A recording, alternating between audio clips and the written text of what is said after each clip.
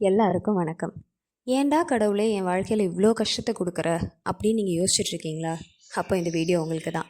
கடவுள் உங்களுக்கு கொடுக்குற கஷ்டம் எல்லாமே உங்களை சுற்றி இருக்கிறவங்க நல்லவங்க, கெட்டவங்க, நம்பிக்கை துரோகி இவங்கெல்லாம் யாருங்கிறத உங்களுக்கு அடையாளப்படுத்துறதுக்காகவும், நம்ம என்ன செஞ்சிட்ருக்கோம், நம்ம சரியான பாதையில் போகிறோமா தப்பான பாதையில் போகிறோமாங்கிறத நம்மளே ஆராய்ச்சி பண்ணிக்கிறதுக்காகவும் கொடுக்குற கஷ்டம்தான்.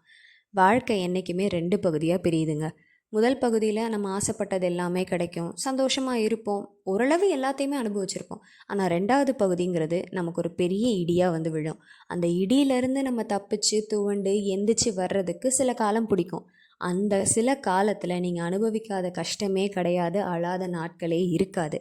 ஆனால் அந்த 3 வருஷமோ 5 வருஷமோ நீங்கள் பட்ட கஷ்டத்துக்கான பலனை அந்த 3 வருஷமோ 5 வருஷமோ கழித்து கடவுள் உங்களுக்கு கண்ணு முன்னாடி காட்டுவார்.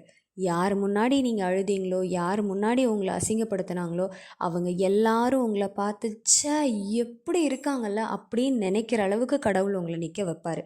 உண்மை அதுதான். ஸோ இப்போ நீங்கள் கவலைப்பட்டுட்ருக்கீங்க, கஷ்டப்பட்டுட்ருக்கீங்கன்னா இது உங்களோட ப்ரிப்ரேஷன் பீரியட்னு நினச்சிக்கோங்க. உங்களோட சக்ஸஸ்க்கான ப்ரிப்ரேஷன் பீரியட். ஸோ எதை பற்றியும் யோசிக்காமல் உங்களோட கவலைகள் ஆழ் மனசில் இருந்தாலும் எல்லாமே சரியாகும், என்னோடய சக்ஸஸ்க்காக தான் இந்த கஷ்டம்னு நினச்சிட்டு உங்களோட அடுத்த ஸ்டெப்பை தைரியமாக எடுத்து வைங்க. வாழ்க்கையில் ரொம்ப ரொம்ப நல்ல நிலைமைக்கு நீங்கள் வரப்போகிறீங்க. All the very best. Thank you.